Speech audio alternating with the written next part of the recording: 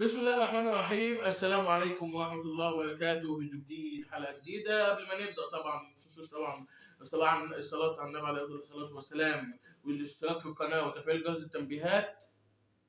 ويلا على طول في الفيديو. خلي بالكم، الفيديو ده مهم جدا لكل أي حد. مهم لدرجة إن لازم تتفرجوا على الفيديو للآخر. لكل أب وأم له بنت، أو كل أخ لأخت، أو لكل بنت، لازم تتفرجوا على الفيديو ده للآخر. عشان الفيديو موضوع الفيديو النهارده في غاية الخطورة وغاية الأهمية، وتعتبر قضية من قضايا مجتمعنا الحالي. بسم الله الرحمن الرحيم، ويلا نخش على طول من غير أي مقدمات. هنقول الابتزاز الجنسي أو الابتزاز عامة. بيقول لك إن الابتزاز ده موضوع خطير وموجود في مجتمعاتنا الحالية وبكثرة كمان. طب قولوا لي بقى، انت قلت الابتزاز ده موضوع خطير. طب ايه هو بقى تعريفه؟ بيقول لك الابتزاز الجنسي ده ده نوع من الابتزاز. المبتز بقى بتهدف موضوع الابتزاز ده بيهدف للحصول على معلومات شخصيه، او صور، او فيديوهات جنسيه، سواء كان من على الانترنت او من الحياه الواقعيه. يبقى زي ما سمعت، يبقى الابتزاز الجنسي هو نوع من انواع الابتزاز بيهدف للحصول على معلوماتك الشخصيه. تمام. وصورك والفيديوهات.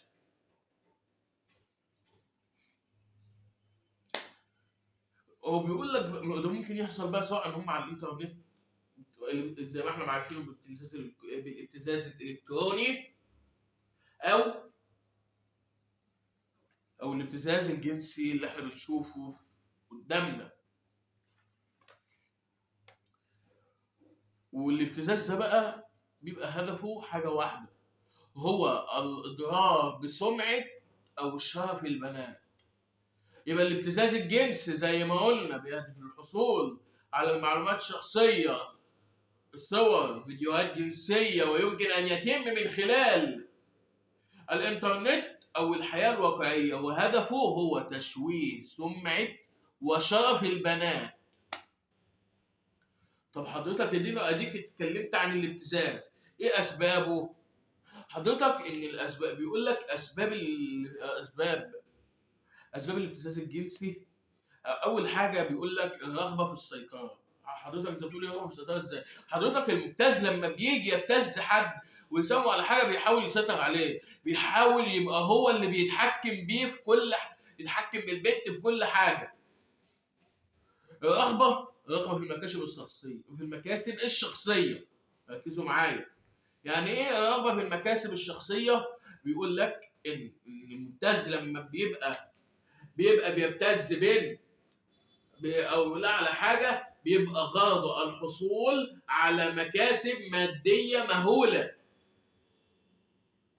والسبب الثالث الرغبه في الانتقام. حضرتك احنا قلنا حضرتك يعني انت احمد قلت لنا ان ان ان احنا عارفين ان هو بيرغب في السيطره، ورغبه في المكاسب، ورغبه في المكاسب الشخصيه. انما رغبه في الانتقام ده ايه؟ حضرتك الرغبه في الانتقام يعني بيقول لك بالبلدي كده، يعني انت مثلا، انت شخص مثلا ولد، او الانتقام. حضرتك اديك بتقول الانتقام، تمام. حابب تنتقم من شخص، الانتقام بحيث انك تبتزه وتعمل. والاغلبيه المواضيع دي بتحصل مع البنات.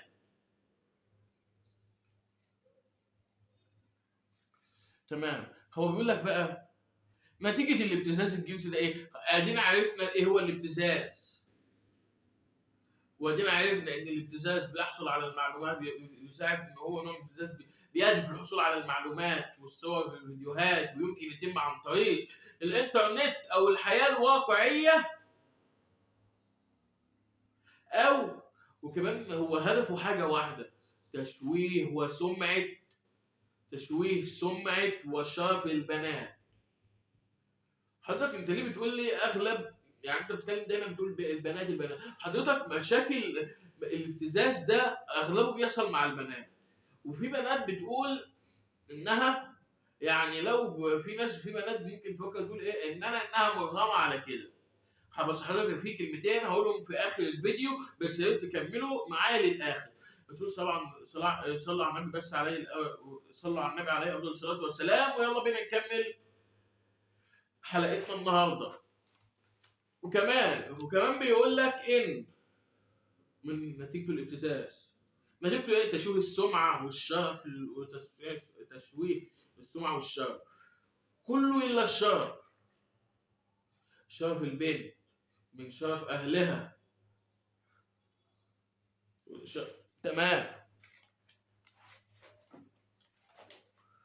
والضرر النفسي حضرتك، الضرر النفسي واحد من الاضرار ده برضه يعتبر نتيجته ان هو بيسبب ضرر نفسي للبنت. بيسبب ان ضرر نفسي للبنت زي احمد بقى. حضرتك انت لو انت عارفين زي موضوع الاكتئاب واللي احنا اتكلمنا عليه في فيديوهات سابقه، ونقول انها تؤدي الى الانتحار والاكتئاب والكلام ده. حضرتك ده يعتبر نوع منهم. الابتزاز ده نوع الضرر النفسي.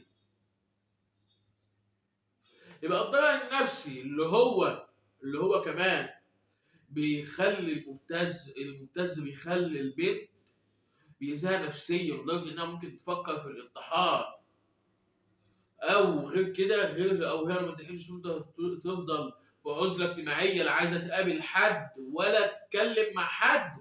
وده برضه سبب ثالث اللي هو الضرر الاجتماعي. يبقى ركزوا معايا، يبقى من النتائج الابتزاز الجنسي، تشويه السمعه، والضرر النفسي الذي يسببه المبتز للبنت عن طريق انها لا تقدر تخرج ولا تتكلم، وبتأذي نفسيتها، ممكن انها تنتحر بسببك او تخش في حاله اكتئاب.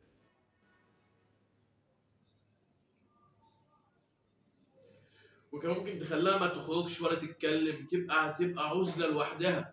ودي طبعا ده السبب الثالث، واللي هو ايوه زي ما انتم قلتوا كده، الضرر الاجتماعي. ادينا عرفنا كل حاجه عن الابتزاز الجنسي. عايزين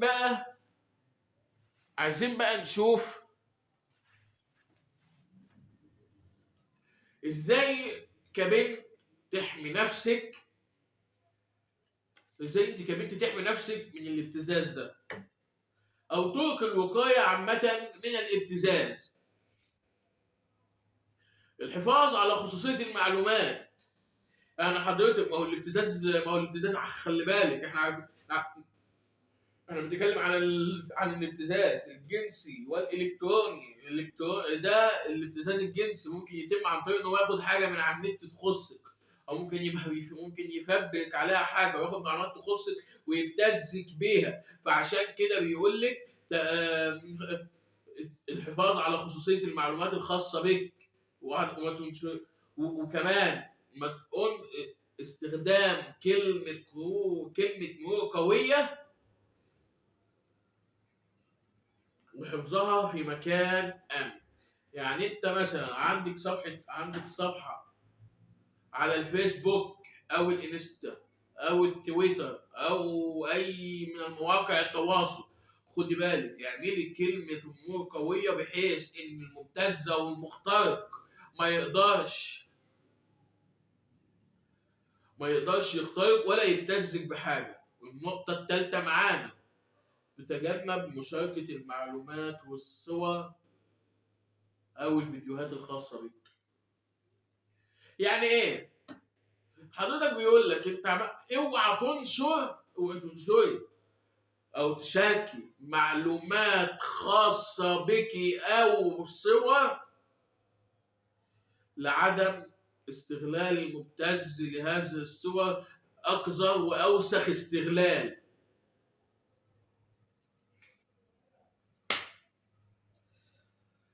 وكمان والنقطه الرابعه معانا، الإبلاغ عن أي محاولات للاختطاف أو الابتزاز إلى السلطات المختصة، أو ريبورتنج لأي محاولات. يعني يعني عامة أنت لما بتشوف حاجة تبلغ، تشوف كلمة تبلغ، هي دي حاجة زيها. لأن الابتزاز الجنسي أو الإلكتروني عامة يعتبر جريمة جنائية، جريمة وسخة، جريمة قذرة في كل شرف بنت، كل سمعة بنت وشرف أهلها إنه يضيع بسبب مبتز وسخ.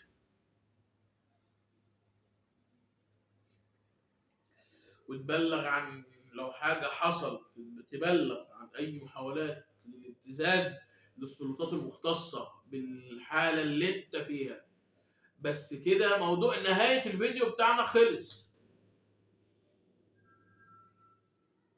بس حابين أقول كلمة أخيرة. حضرتك أدي في الوضع في مجتمعنا دلوقتي بيحصل حوادث كتير من الابتزاز، سواء كان إلكتروني أو في الحياة الواقعية. بس عايز أقول حاجة لكل أب وأم أو لكل بنت أو لكل أخ ليه أخت: قربوا من بنتكم، قربوا من بنتكم، ما تخليهاش تلجأ لشخص غريب ممكن يستغلها أقذر وأوسخ استغلال ويبتزها.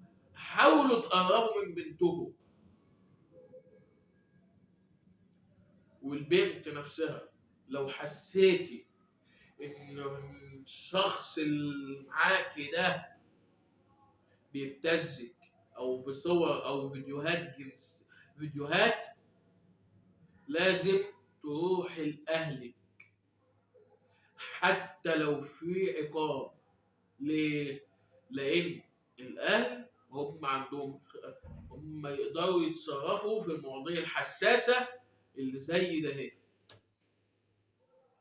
فيا ريت لكل بنت أو لكل أب أو أم يتفرج الفيديو ده للآخر. اللهم احفظ بناتنا وبنات المسلمين جميعا يا رب العالمين، واجعلنا من أهل الجنة إن شاء الله.